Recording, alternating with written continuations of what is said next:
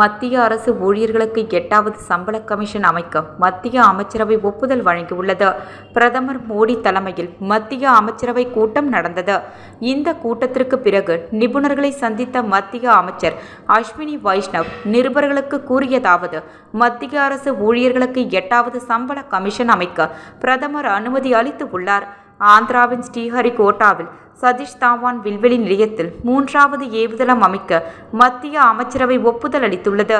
ஸ்ரீஹரிகோட்டாவில் இஸ்ரேவின் அடுத்த தலைமுறை ஏவுதள வாகனங்களுக்கான உள்கட்டமைப்பு இருப்பதையும், அங்குள்ள 2வது ஏவுதளத்திற்கு உதவும் வகையிலும் 3வது ஏவுதளம் அமைக்கப்படுகிறது. ஏவுதளம் மற்றும் அதன் தொடர்புடைய வசதிகள் அமைக்கப்படுவதற்காக 3984.86 கோடி ரூபாய் ஒதுக்கப்படுகிறது. பணிகள் 4 ஆண்டுகளில் நிறைவு பெறும். இதன் மூலம் இஸ்ரே அதிக அளவில் விண்கலங்களை விண்ணில் செலுத்துவதற்கு, விண்வெளிக்கு மனிதர்களை அழைத்து செல்லவும், விண்வெளி ஆய்வு திட்டங்களுக்கு உதவும். இவ்வாறு அவர் கூறியுள்ளார். சம்பள கமிஷன் அமைக்க வேண்டும் என்று பட்ஜெட் தொடர்பான ஆலோசனை கூட்டத்தில் மத்திய அரசு ஊழியர் சங்கத்தினர் வலியுறுத்தினர்.